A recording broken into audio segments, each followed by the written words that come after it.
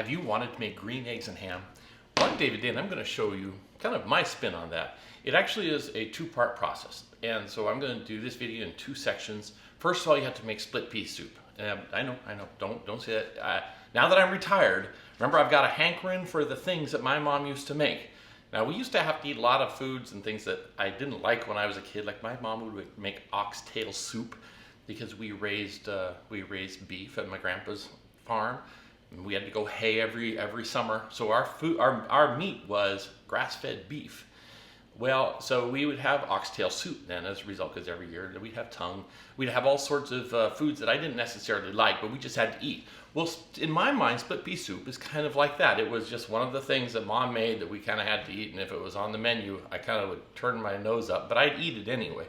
Well, now that I'm retired and I have a little time on my hands, I keep thinking, split pea soup, that wouldn't be bad. So anyhow, I'm gonna start by making the split pea soup. Now, for the video that is about green eggs and ham, I'll go pretty fast through that, but I will make this as a full-length video for making split pea soup, just in case you've never made it. It's very easy, very nutritious, it'd be a wonderful meal.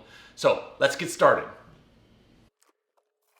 First thing we have to do is take our onions, and I'm going to slice them and dice them in a fairly small chop, although it really doesn't matter because ultimately I'm going to use a propeller to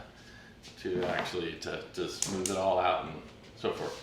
So what I've got to do is I'm going to put some EVOO in my stock pot here. All right. And then we're going to go ahead and put the onions directly into that, let that get started. Next thing I have to do is prepare the ham, and I love to make this split pea soup after Easter because there's Easter ham traditionally here. So what I'm going to do is I'm going to cut away any extra ham. And if you're just making split pea soup and you're not thinking like I am about making, ultimately I'm going to be making green eggs and ham. So that means I want to save out some of this ham that I can actually put in after I've run that propeller, right? So that means I want to kind of cut off these pieces of ham. I will introduce them back into, once I've sauteed that. So this is basically good enough here. So what I'm going to do is I'm going to go ahead and put that in the stock pot here. There we go. This is so funny as I'm making this because I think about my mom. Now, I don't remember Mom ever cooking with a lot of spices or anything like that. I mean, it's almost like she just used salt and pepper, as I recall. But I'm going to actually throw a few of these carrots and celery in kind of to the stock pot while it's going. So these are just going to be essentially rough cut, and I'm going to get rid of them after. I'm going to cut up carrots and celery into smaller pieces, and ones that are not like rough like this later. So I'm going to rinse it off. Perfect. And then I'm just going to rough cut these in. Now, if you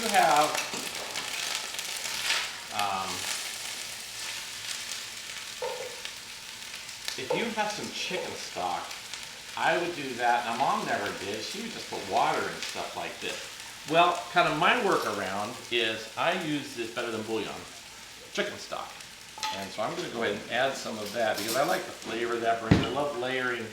I love, so a little generous, maybe a tablespoon, something like that. And that will essentially flavor the water, right? The other thing I am going to do as well is I'm going to add some minced garlic. This is obviously to your taste, but I think garlic adds flavor, and I'm a fan, so I use it. So the next thing that I'm going to do is I'm going to bring this over and add some water to it.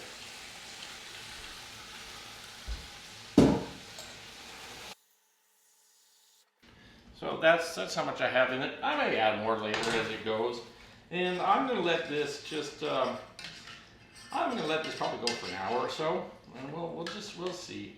It kind of depends on what I feel like. And I'll be getting some of the other stuff ready. I need to add in a bay leaf as well. Well, it is funny. So I got the bay leaf available, so I'm going to put it in here. But as I've now retired and I have a little more time on my hand, I'm thinking about Mom and how she used to cook and things like this. And And in many ways, I wish that I would have paid more attention, because now she's in her mid-80s, she's really not cooking anymore. And so that's one of the impetuses for me, is I realized, you know what, I need to learn these recipes and kind of to be able to recreate, and even for my kids. And so that's one of the reasons making these videos is, so we'll have a reference point that we can look to and remember how Mom would make it, and all these wonderful memories that we have from food around the table growing up. In my family, there were 5 of us kids, and so Mom was cooking, and the meals that we ate were real basic, healthy, but nothing fancy. And so the other thing that I want to add in here is some salt and pepper. And how much? You obviously to taste, and I'm going to be finishing it more as we come along. But I do want to have a little bit of flavor in here while it's cooking, right? So I'll add some pepper. The other thing to think about is, my wife or kids, they didn't like this, just like I didn't like it when I was young. So I can't be rough on them, because I would have been there right there with them as well. But the nice thing is that means I can make it however I want, because I'll basically be the one eating it. So that will bring a dilemma as how much to make. And so I think I'll keep it to a dull roar here, because whatever I don't eat, I'll have to put in the freezer and save for a later date. But anyhow, so we'll let that get simmering and reducing down.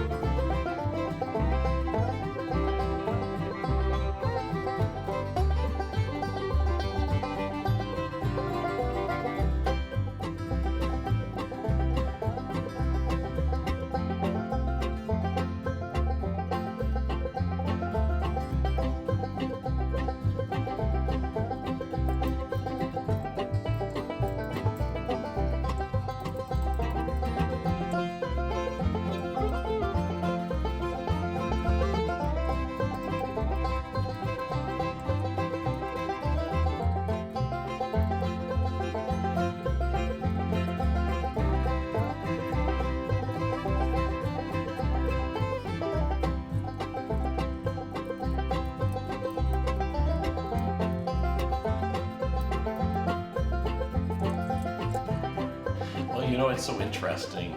All this prep work takes some time. And I think about my mom. You know, I never paid any attention to what she was doing in the kitchen. As far as I only worried about when it's time to sit down and eat, just eating. And so, Mom, I want to say thank you for all the love that you gave to us kids, and the countless hours you would have spent preparing food. And you know, so this can be a time that I can share with others, kind of what you shared with us, Mom. So this is split pea soup. Let's check and see how it's doing. Well, we are at a fun point here. What I did is you notice that I had the celery and carrots that had been in the soup, kind of the rough chop. Well, I have to take those out because I'm going to add the celery and carrots that I cut up to be added to the soup, which will be wonderful. But I'll show you this, and this is what the stock looks like, and you can see this ham hock, and it's just giving a lot of flavor now to the stock. I did leave the bay leaf in, and it is interesting. My mom did actually put bay leaves in her soups, which is interesting, even though she mostly used salt and pepper, as I recall. Mostly salt, I think, for my mother's taste, but as I recall. But so what I have to do now is I have to take these green split peas. I've got to put this in a strainer and kind of wash and clean them, make sure there's no rocks or anything like that before I add it to the soup. So I'm going to do that now.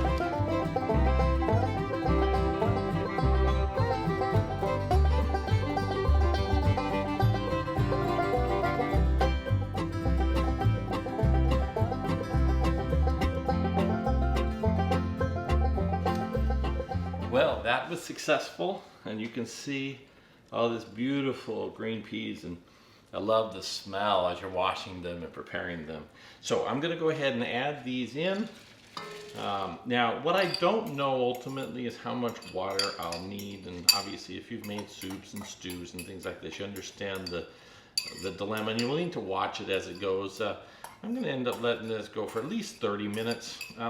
There won't be any problem going a little bit longer, because I'm going to use that propeller mixer thing to, to go ahead and, make it all kind of that beautiful soft consistency.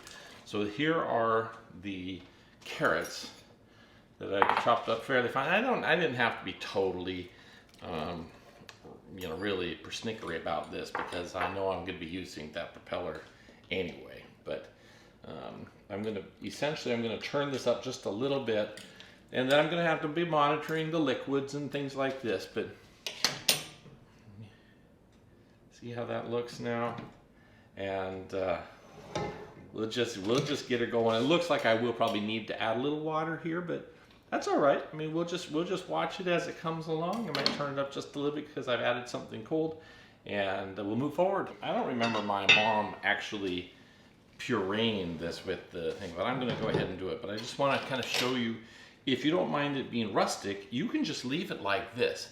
But I'm going to go ahead and use propeller on it too. So I've got to basically, one of the things that I think we need to do is, I'm a chiropractor, and I think we need to make soups with bones in the broth, because you've heard about bone broth.